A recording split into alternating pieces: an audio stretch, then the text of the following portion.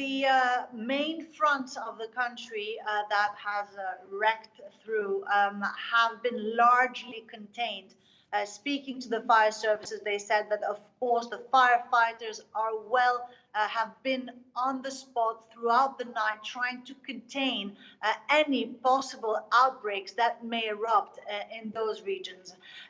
This morning, there was an optimistic mood, but not long ago when I was speaking to the fire services, they informed me that there is a small fire that has erupted yet again on the island of Evia, the second largest, close to Athens.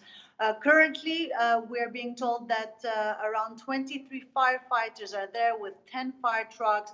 They've also deployed 4 Canadairs and 6 helicopters to help with containing this new outbreak. Of course, now is the peak hours. You know, it's when the heat is at its highest, when the winds are blowing at their strongest.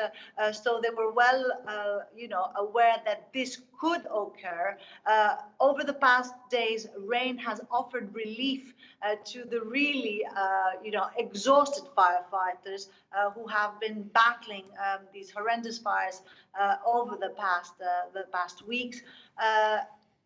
Firefighters had been asked to leave. They had been coming, from countries, from the Ukraine, from Spain, all the way to the Kuwait.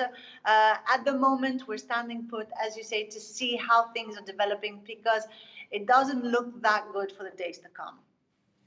Nathalie, the focus is also now shifting to recovery efforts, with the government in Greece having picked a new minister who's been tasked with helping these many communities pick up the pieces. Yes, absolutely. It's a new post.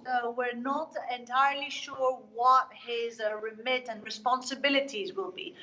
What we do know, however, is that the Prime Minister is well aware of the ecological catastrophe that this has caused Greece. We're talking about more than 100,000 hectares in 2 weeks that's been completely destroyed. It has been a record in the past 15 years. The last one we saw was in the fires of 2007, where around 225 million hectares were burned down, but that was also the lives of 77 people.